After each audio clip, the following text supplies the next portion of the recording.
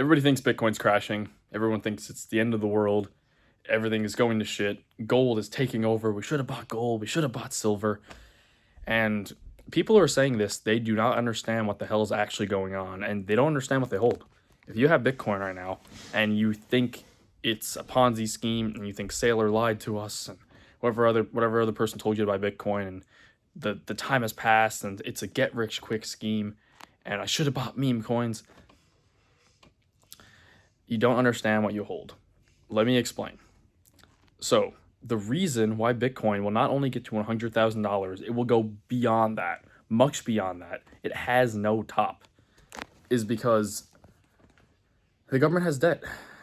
Paper money will be printed every single year. It has to. The US government, for example, they have $38 trillion worth of debt, and it is growing every year. The interest on that alone is like $1 trillion a year. And you're probably thinking, okay, why does that matter? What does that have to do with Bitcoin? Great question. Glad you asked. So, when the government has debt, if they stop printing, we get deflation. When you have deflation from the lens of a credit-based system, one built on theft, deflation is basically rat poison. So they can't have that. They can't let the system, that'll crash the system. If they let AI and all this technology that is increasing productivity, they let productivity actually flow to people, prices will drop and the whole system will crash because no one can service the debt. So to pay it, they print money.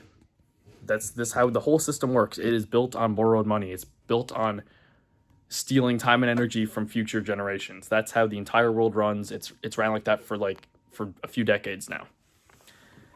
Now, therefore, they must print. They are caught between a rock and a hard place. They don't have a choice. They have to print. When they print, this is what we're seeing now. They've always chosen to print. Larry Lepard talks about this in The Big Print. They are going to print, and it's going to cause inflation, and this is why grocery prices keep going up. They have to. Grocery prices have to go up. Or rather, the value of your dollar goes down because they keep creating more of them, more and more and more to offset the deflation we get through technology. What does this mean for Bitcoin?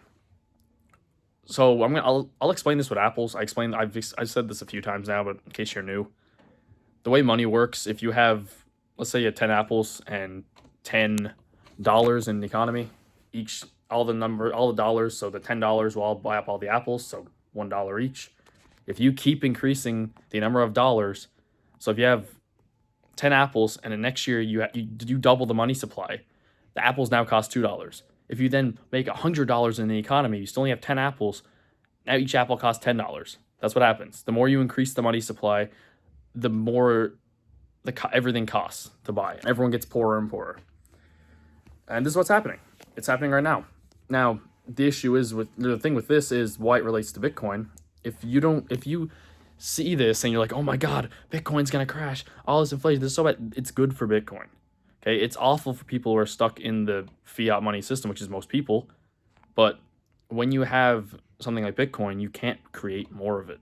That's why it's so powerful. That's why people used to use silver for money, and they used to use eventually gold, and now people are leaning towards Bitcoin because it is the most finite asset. It's the first true scarcity we've ever seen in the history of our species. Like, we've never had this. How much gold's on the planet? Nobody knows. How much silver is there? Nobody knows. We have estimates, but no one's more gold, more silver keeps getting mined. You can't really figure out what's what.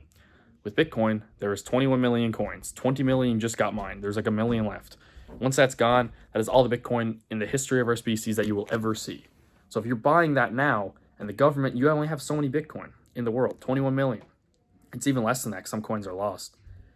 And you keep increasing the money supply, that Bitcoin's going to be worth a shit ton more. It's the only thing that has zero inflation. It actually has deflation.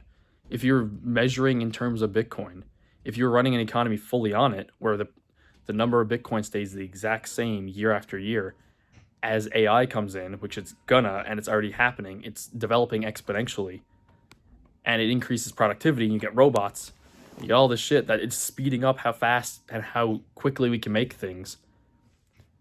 Prices will come down year after year. Prices will fall. When you have fixed money, when you have sound money, this is what happens. And this is why Bitcoin has to go up. It has to. Or rather yet, everything else goes down in value because you create more of it, but you can't create more Bitcoin. So if you're worried about Bitcoin right now, it's a risk asset. It's a new form of money, but if you look at it from like an asset point of view, it's risky to a lot of people. That is why it is stuck in US dollar terms. Over time, if you look at it as a new form of money, as a new monetary system that has a fixed supply, it will always go up in value relative to everything else because you can't create more of it. It's just supply and demand. It's very, very simple.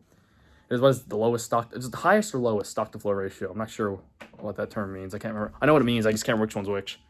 But yeah, point being, if you're worried about Bitcoin, stop, learn what you hold, study money. If you want to learn about that, check my book in the description and do some research online. There's actually a really good video by the Tuttle twins. I think that's what they're called. It's like a Corrupt Cash or something.